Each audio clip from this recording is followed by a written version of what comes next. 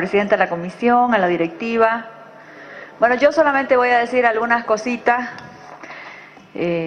para que podamos comprender de manera más sencilla, con algunos datos, de lo que estamos hablando. Sin embargo, yo quisiera también recordar, porque aquí al inicio se dijo, estábamos en campaña, en año electoral, y recién se acuerdan de hacer estas cosas el último año. Eso escuchamos aquí en el debate al inicio.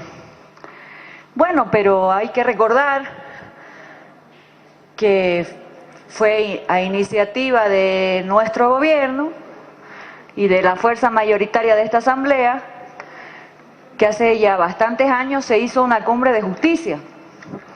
Esa cumbre de justicia que dio unos mandatos a esta asamblea y a todas las instancias para transformar la justicia, y ahí se identificaron cuáles eran los problemas. Esta misma asamblea trabajó durante muchísimo tiempo un código del sistema penal. Ese código del sistema penal tenía dos partes. La parte procesal, donde dice qué hacen los jueces, qué hacen los fiscales, cómo arreglamos este chiverío de las suspensiones de audiencias y la chicana, esa es la parte procesal. Y también tenía la parte sustantiva, que es donde están los delitos, ¿no es cierto? Por lo tanto, no puede decirse aquí que de manera desmemoriada de repente se están contagiando del candidato con el que andan bastante cercano, del candidato presidencial ese que medio se olvida de todo lo que ha hecho él. Entonces no puede decirse apenas a un año del sistema penal acusarse a este gobierno que no se ha preocupado de manera seria en tratar de resolver los problemas de fondo. Con ese preámbulo voy a pasar a los datos. El presidente Borda, la presidenta de la comisión han explicado muy bien el proyecto de ley, pero yo quiero que recordemos de dónde salen estas propuestas de soluciones. Aquí están hablando por teléfono, bien entusiasmados. Nosotros hicimos una revisión de las etapas en el proceso penal, que no es igual que el civil, que no es igual que el familiar. Hay tres etapas en materia penal cuando uno quiere denunciar a alguien por un delito o cuando es denunciado por un delito. Lo primero que se hace cuando se denuncia es o ir a la policía o al fiscal. E inmediatamente se empieza esa investigación, todavía está en investigación. Hay un juez que es el que hace control de que esa investigación no vulnere los derechos de nadie. Resulta que en Bolivia, el juez instructor, ese que controla la investigación, algunos llaman juez de garantía, ese pobre juez, al año, hereda de la gestión anterior 197.485 causas penales, entre anticorrupción, instrucción penal y violencia contra la mujer. Y recibe en el año que está 62.912, es decir, total al año, el juez de instrucción, los jueces de instrucción, los que hay en Bolivia, manejan una carga procesal de 260.397 causas. Eso es el 78% de todas las denuncias procesales, está atorado ahí con el juez de instrucción, que es el que tiene que controlar que la investigación se hace bien. Los que ya logran ir a juicio, sea a juez de sentencia cuando son delitos chiquititos o de orden privado, o a tribunal cuando son cosas más grandes, tienen el 14.94% de la carga procesal. Y lo que ya terminó el juicio, los que ya están sentenciados, eso que decía el presidente Borda, ya están en la cárcel con sentencia, apenas el 7%. ¿Qué nos está diciendo estos datos, compañeras, compañeros asambleístas, por responsabilidad con Bolivia? Nos está diciendo no hay justicia, todo está en investigación y nada llega a juicio. Por eso cuando la colega San Martín reniega de que hay unos poquitos jueces de violencia mezclados con corrupción, colega San Martín, ni siquiera llegan a juicio. Todo está en etapa preparatoria, todo está en etapa de investigación. Y claro, la chicana opera muy bien ahí, para no llegar al juicio, pues, ¿no? Incidente. ¿Qué es el incidente? Actividad procesal defectuosa, dicen. Memorial. El memorial va, el pobre juez tiene que notificar a la otra parte, hasta que se pillan entre todas las partes, cuando toca la audiencia para resolver no aparece uno, no aparece el otro. Entonces, nos pasamos la vida en incidentes, en suspensiones de audiencia, en chicana, en recusaciones. Recusación es cuando se le dice, el juez es mi amigo, o no me quiere, no quiero que juzgue él, quiero que me pongan otro. Es decir, nos las pasamos dando vueltas y sin darle justicia a la gente. Y eso tiene que acabar.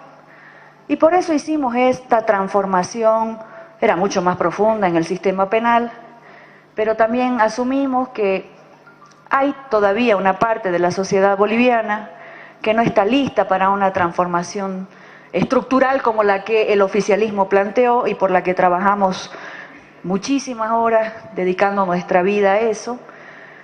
Pero lo que hace el proyecto de ley ahora es, sobre esas ideas del sistema penal, de cortar la chicana, de resolver que no haya tanta vuelta, de reordenar incluso los juzgados para que los jueces e instructores no estén abarrotados de trabajo, sino que la carga se reparta, se saca lo mejor de ahí y se rearma este proyecto de ley de abreviación procesal que el presidente Borda ha explicado muy bien, diciendo van a haber audiencias, las audiencias no se van a suspender, hay sanciones para el que no va, ya no van a estar todos en la cárcel guardados ahí sin saber si son culpables o inocentes, porque hay unas reglas básicas que hay que cumplir para que el que esté en la cárcel solamente con medida cautelar, no sean los pobres, ojo, porque solo son los pobres los que están ahí.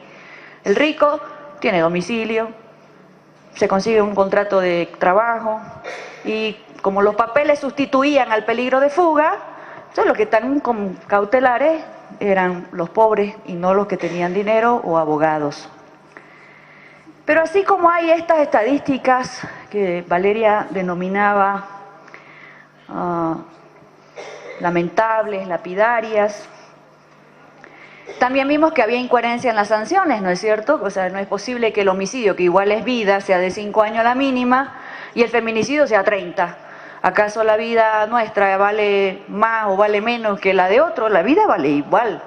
Teníamos que subir un poco más esa sanción para dejar un mensaje claro de política criminal, de que la vida es sagrada y que los niños, las niñas también son sagradas. Por eso hemos hecho ajustes ahí a la parte sustantiva de las sanciones de los delitos. Los juicios duraban entonces 15, 20, 30 años sin ningún problema. Solo en primera instancia les estoy hablando, ¿no? Porque encima lo poco que logra sentencia todavía va en apelación, ¿no ve? A la sala, y de la sala se va a casación hasta Sucre. O sea, ¿cuántos años más? Si está todo atorado en investigación. Pero esto que pasa, en términos generales, se agrava pues cuando se trata de las niñas, los niños, las adolescentes y las mujeres. Miren, les voy a dar unos datos. Bueno, los datos que les di hace un rato son del informe del Consejo de la Magistratura y ahora le doy los datos de este informe defensorial de la Defensoría del Pueblo respecto al cumplimiento de las medidas de atención en la 348 que terminaron de hacer el año pasado. Miren lo que pasa cuando se trata de las mujeres. Si ya está atorado el sistema, miren lo que pasa cuando hablamos de las mujeres. Lo primero que tienen que saber es que el primer delito que se comete en Bolivia es violencia familiar o doméstica. El primero. El segundo es violación y el tercero es violación de niña a niño. ¿Puede alguien quedarse tranquilo en su curul sabiendo que esto es lo que más está sucediendo en Bolivia? ¿Pueden dormir por la noche si vemos en la tele todos los días violación a tal, feminicidio a tal? Duele pues el alma y la responsabilidad y la facultad de cambiar eso está en las manos de nosotros que podemos cambiar hoy esta situación. Miren, este estudio de la Defensoría del Pueblo que publica ONU Mujeres y la Cooperación Suiza dice: que el primer delito que se comete es violencia familiar o doméstica, el segundo violación y el tercero violación niño o niña. Pero también dice que de 113.269 procesos iniciados entre el 2015 y marzo de 2008, es decir, 2 años y medio más o menos son estos datos, de 113.269 procesos iniciados con fuente al Ministerio Público, miren ustedes esta barbaridad, 67.077 causas las rechazan sin ninguna explicación. Se rechazan. No se sabe siquiera si investigaron algo. Con imputación formal 26.804. Con sentencia de las 113.269, solo 1.284. Y lo demás, que Víctor da una estadística global, para las mujeres es fatal. Salida alternativa, 167. Con criterio de oportunidad, 4.221 causas. Con sobreseimiento, 3.591. Con procedimiento abreviado, 2.608. O sea, de 113.269 procesos iniciados, solamente 1.284 tienen sentencia condenatoria. Lo demás se lo sacan de encima como pueden. Hacen conciliar, salida alternativa, por último la rechazan. La mayor cantidad de causas la rechazan.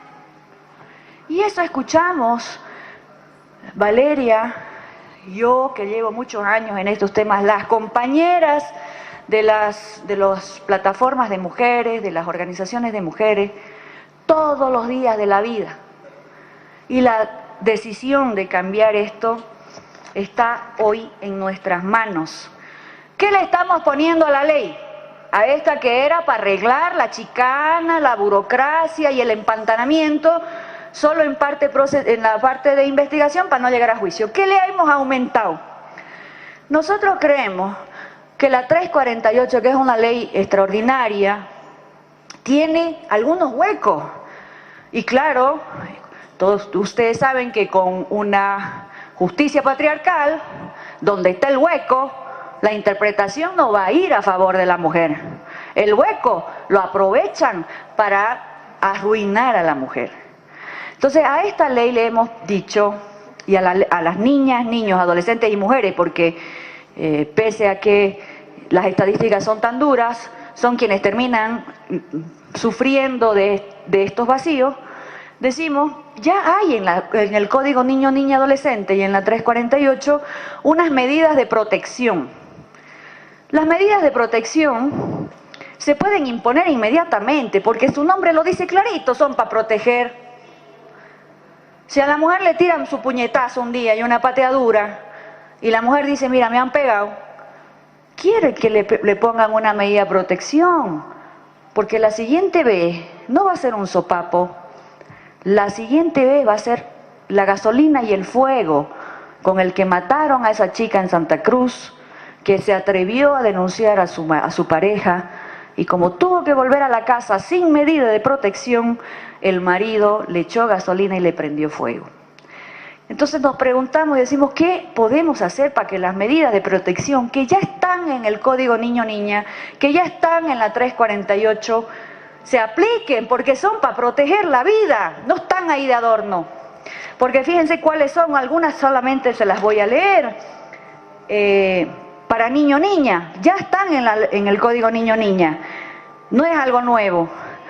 Salida y desocupación del domicilio donde habita la víctima. Otro ejemplo les pongo. ¿Quiénes son los violadores de niños, niñas, adolescentes? Un delincuente que no conoce el niño, imposible. Los violadores están cerca. O es el padre, el abuelo, el padrino, el compadre, el primo, hermano, el profesor. Son los que están cerca de los niños, niñas, adolescentes. Entonces, esta medida de protección, de desocupación o de no acercarse a la víctima, es algo que se tiene que cumplir. Si a un chiquito, a una niña o a un niño, porque las violaciones van para los dos sexos, le viola el abuelito o el tío, y la mamá se da cuenta y denuncia la violación, antes incluso de cualquier investigación más profunda o el juicio, hay que apartar al violador de cerca de esa niña o de ese niño. Y por eso es que le hemos puesto en esta norma que la medida de protección la puede imponer cualquiera de las instancias ya reguladas por ley a donde se conozca el hecho en primera instancia. Si va al SLIM y el SLIM realmente ve un cuadro así, tiene que imponer cualquiera de estas medidas de protección, que por supuesto van a ir al juez para que el juez verifique que no sea un exceso en 48 horas. También lo puede imponer el fiscal, también lo puede imponer el policía. Pero la idea es que no, encima de la violación después no haya infanticidio o no haya una reiteración del vejamen como es la violación. Esa es la primera cosa. Las medidas de protección se tienen que cumplir y se ponen tras que se piden por cualquiera y se pueden revisar después por el juez para ver que no hayan excesos, ni se vulnere el debido proceso, ni la presunción de inocencia. Pero lo primero es cuidar la vida, y eso es lo que este proyecto de ley tiene que resolver y garantizar. También le hemos puesto aquí que haya un procedimiento especial, distinto, con reglas completamente nuevas para investigar y para procesar cuando se trata de violencia. Porque no es como robar una garrafa un hecho violento. Cuando hay un hecho violento de por medio, sea para una niña, un niño, un adolescente o una mujer, cuando se trata de violencia, no se puede, como ya decía Víctor, pedirle a la mamá que lleva a la hija lacerada, lastimada, traumatizada, amedrentada, a que peregrine de escritorio en escritorio, que al fiscal, que después va a ir al médico, después va a ir al IDIF, de allá media vuelta para el juez. Lo que está diciendo ese procedimiento es que no puede haber revictimización y por lo tanto todos los estudios y las pericias que se tengan que hacer se tienen que hacer de preferencia en un solo acto cuando estén todos, donde estén todos, porque están viendo en la televisión cuántas veces han querido llevar a la señorita esta de Santa Cruz a hacer el mismo estudio, porque son varias víctimas. Entonces un día pide uno, la tienen que llevar, al otro día pide el otro, la tienen que llevar, al otro día pide el otro. Háganme el favor, así pues mejor es que nos maten, porque ¿quién aguanta todo ese calvario de exhibirse en los medios, de exhibirse en los juzgados, de exhibirse en los abogados, de estar en todas las redes sociales? No hay ningún respeto al dolor que ha sufrido o la niña o el niño o incluso la familia, que es la que tiene que llevar adelante los procesos. También hemos puesto que estas medidas de protección se ponen al principio, ¿no? ¿Y cuáles son? Además de no acercarse para cuidar la vida, y eso ya está escrito, no es una novedad. El juez penal puede decidir sobre la custodia temporal de los hijos como una medida de protección. ¿Y saben qué decían los jueces y los fiscales? Porque eso está en la 348. Es que no sabemos cómo ponerla porque no tenemos el procedimiento. Entonces ahora le ponemos el procedimiento y cuándo lo tienen que hacer. Y la asistencia familiar también de manera provisional se puede establecer como medida de protección, es decir, al principio. Pero como ya decía el colega Borda, en el juicio, donde ya se va a probar la culpabilidad, también en ese juicio se va, y así lo proponemos y esperamos el apoyo de ustedes, porque así también lo ha anunciado el presidente Evo, entendiendo que es un problema muy delicado para una chica violada, para una mujer violada o una mujer pegada, tener que ir a demandar a su agresor en una vía, tener que ir a divorciarse en otra vía, tener que ir a pedir asistencia familiar por otra vía, no le alcanza el tiempo ni la fuerza emocional para atender tantos procesos, con audiencias además que pueden ser hasta el mismo día. Entonces, ese juez penal, cuando dicte sentencia y durante el juicio ya, que además es oral, y va a recibir las pruebas de todas las partes. Le va a preguntar a la mujer antes de dictar sentencia si se quiere divorciar, al último ya. Y la mujer dirá si se quiere divorciar o no y la divorcia. Le dice: usted ya no es marido y mujer, va a disolver ese vínculo. Le va, después de analizar en el juicio también la situación económica del imputado o de la víctima, va a ratificar o modificar la asistencia familiar, va a resolver sobre quién se queda. Lo estoy diciendo en sencillo, no con su término jurídico de autoridad parental, no. O sea, ¿quién se queda con los hijos? Porque le voy a poner 3 posibles situaciones que lo vemos todos los días en los medios de comunicación. Si el padre es el violador de la niña y hay más hijos en la casa, ¿con quién se tienen que quedar los chicos? ¿Con la madre o con el violador? Ustedes lo están respondiendo. Otra figura. Si el hombre mata a la mujer y quedan hijos, ¿con quién se tienen que quedar los chicos? Ustedes no son abogados, pero me están respondiendo con sana crítica, que es lo que estamos pidiéndole a los jueces. Si el hombre mata a la mujer y queda un hijo chiquitito, ¿con quién se tiene que quedar el chiquitito? Con la abuela materna, no con un asesino que va a deformar su cabeza y le va a enseñar que la vida no vale nada. Y así podemos ir analizando una serie de situaciones, porque el derecho, es decir, las leyes, se hacen para resolver los problemas cotidianos de la gente. Las leyes no son para los analistas, para los eruditos, para los expertos. Las leyes son para la gente, para resolver problemas concretos. Y eso es lo que le estamos aumentando a esta norma. No es una ley de feministas histéricas que odian a los hombres. De hecho, todas tenemos compañeros, tenemos hijos.